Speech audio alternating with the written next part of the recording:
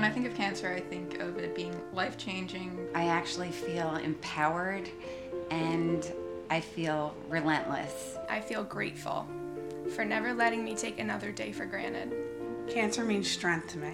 Fear, whether we're having the best day of our lives with our daughter, we don't know what the next day will bring. I immediately think the word fight. When I hear the word cancer, I think of life-changing. The word I think of is hope. And through the HEADstrong Foundation, through the doctors, the team, the thousands of people that are working together as a team to beat this thing, how do you feel anything but hope?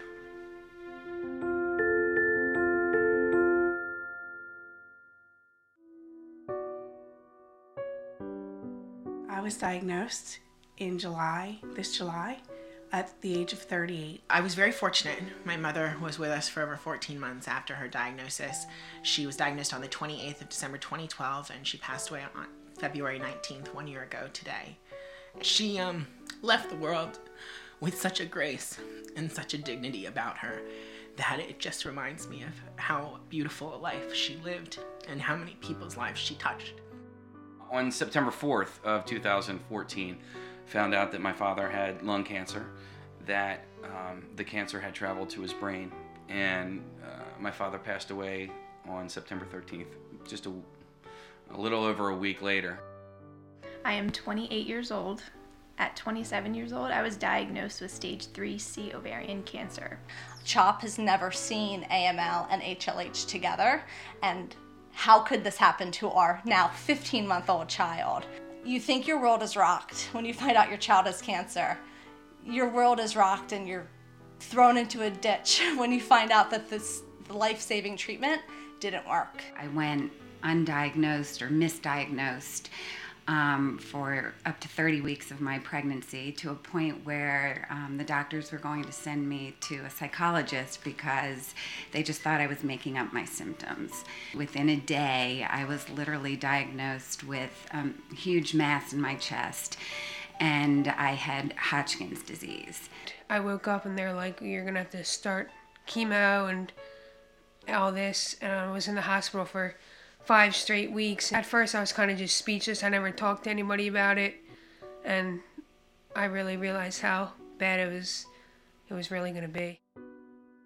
Finally they said, you know what, after 3 months, we can't tell what's causing these issues, but there was one slight shadow on one scan.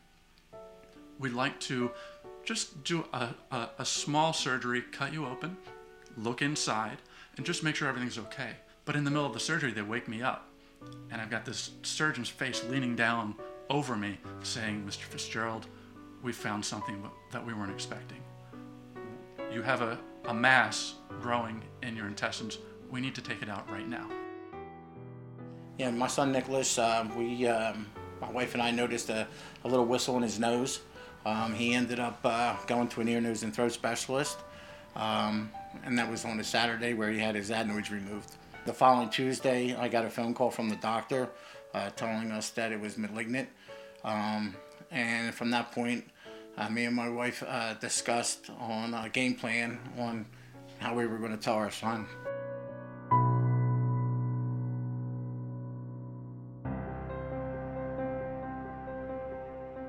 The HEADstrong Foundation is an organization like no other.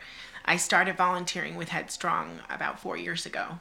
And it was before I ever understood what cancer was like, before I ever understood how cancer could impact a family and could devastate a family. The HEADstrong mission never truly made sense until it was my family. You know, it helps people in their deepest, darkest days to know that there's light at the end of the tunnel. It made me realize that I was never alone, that there were other people out there that were going through what we were going through, or worse.